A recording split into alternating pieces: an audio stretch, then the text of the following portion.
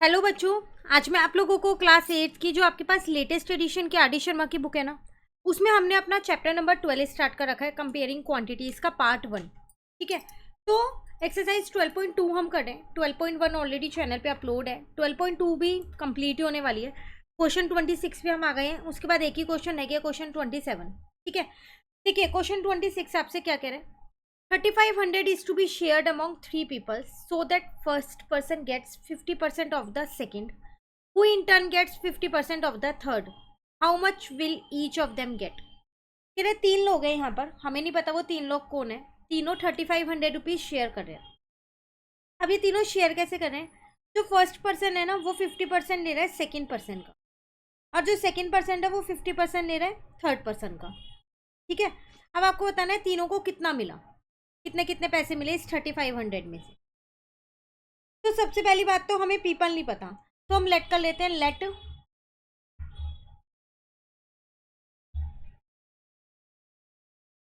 3 person B, A B and C. ठीक है, तीनों को कुछ ना कुछ अमाउंट मिला होगा, तो अब उस अमाउंट को भी हम क्या करते हैं, एक्स वाई जेड मान लेते हैं। Let the amount that A B and C receive be rupees X Y and Z. मतलब मैंने माना ए को एक्स रुपीज मिले, बी को वाई और सी को जेड रुपीज मिले, तो इसका मतलब तीनों के जो ये पैसे हैं वो मिला के कितने होने चाहिए, 3500 होने चाहिए। ठीक है, ये इक्वेशन 1 मान ली। अब वो कह रहा था कि जो ए है ना उसे बी का 50% मिला है। ये कह रहा था ना, ए जो है वो बी का 50% और बी को सी का 50% मिला है। तो इसका मतलब मैं ये कह सकती हूँ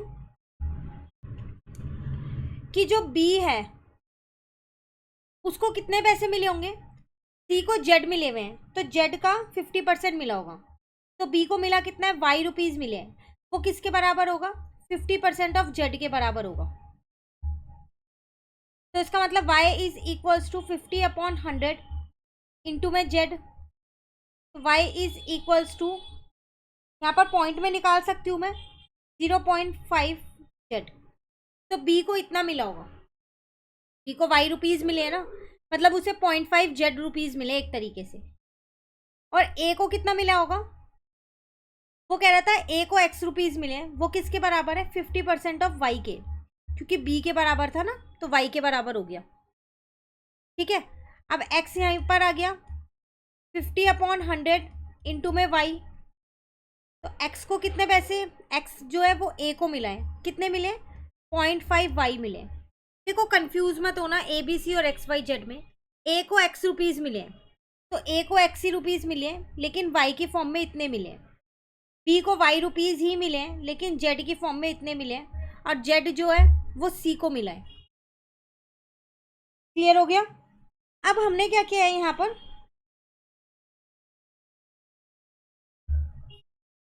जो मेरे पास ये इक्वेशन 1 है इसको मैंने यूज किया, जो कि x plus Y plus Z है 3500।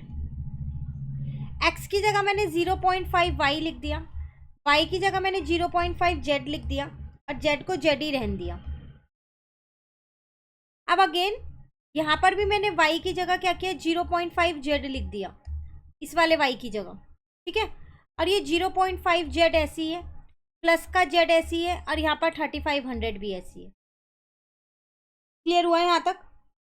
अब मैंने इन दोनों को जब मल्टीप्लाई किया तो 0.25 z आ गया।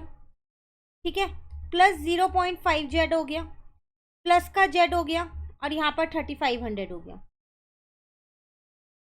क्लियर हो गया?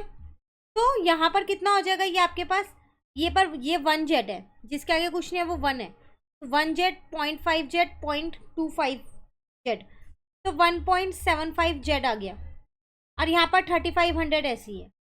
यहाँ से मैंने z की वैल्यू निकाल ली, 3500 डिवाइडेड बाय 1.75।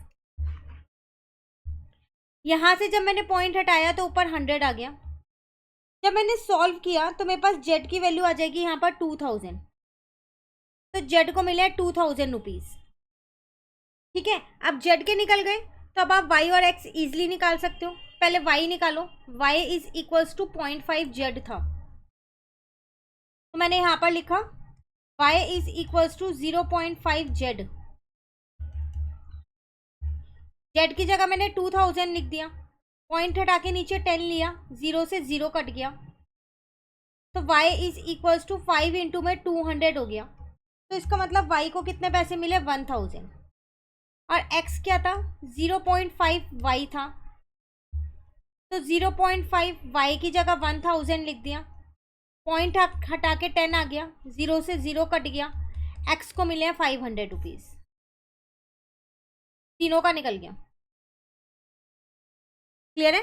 तो ये था क्वेश्चन नंबर 26 आपके पास। इंपॉर्टेंट क्वेश्चन है, बिल्कुल अच्छे से कीजिएगा। कहीं भी दिक्कत लगे कमेंट करके पूछ लेना। Thank you.